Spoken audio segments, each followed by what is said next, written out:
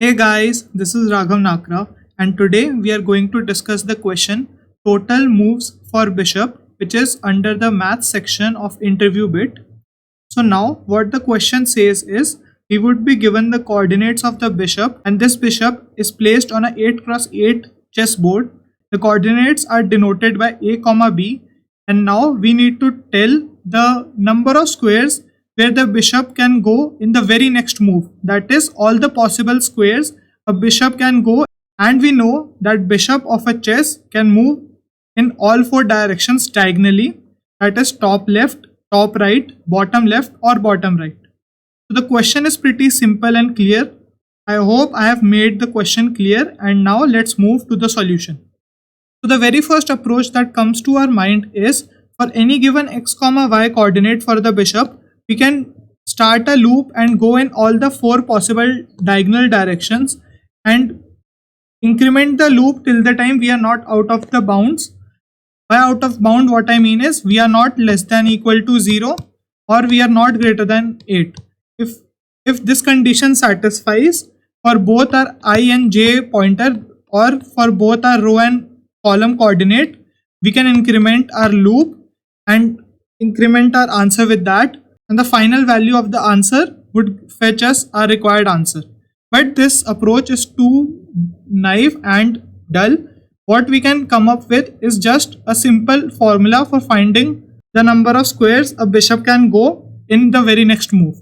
So now what we can do is we can make some lines like these, and what these lines denote are these lines just divide the chessboard into different rectangles, and the summation of the length of diagonals in these rectangles emerging from the very coordinate the bishop is placed would give us the number of squares the bishop can go in the very next move. As you can see that these diagonals are covering all the points the bishop can go in the next move, and the length of diagonals in these rectangle would fetch us our desired result. So now for finding the number of diagonals in a rectangle, it would be equal to the minimum of height or width of the rectangle in which it is placed. A similar concept of finding the length of diagonal is discussed in the problem infinite grid in a path, which is of the arrays section. You can definitely check that out. And as we said, the length of the diagonal would be equal to the minimum of height or width. So now this dimension of this rectangle is equal to 8 minus a and b minus 1, while for this it is a minus 1 and b minus 1. For this it is a minus 1 and 8 minus b. For this it is 8 minus b and 8 minus a. So now what we need to do is we just need to sum up all these four terms, that is these four terms. If we sum up all these four terms, we would get our desired result, and hence this is the formula which can be used to find the number of squares a bishop can move in just one go, and this would lead us to our final answer.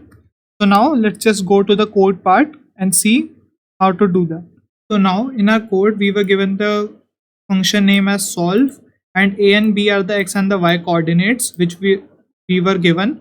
So now we are finding what will be the top left, top right, bottom left and bottom right dimensions of the rectangle, and the length of diagonal in that would be the minimum of the height or the width of that particular rectangle, and hence we are finding each of those, and in the last we are adding all them in our answer variable and returning that. So the code is pretty simple and it is straightforward, just like I explained in the solution just now. I hope the solution is clear, and see you in the next question.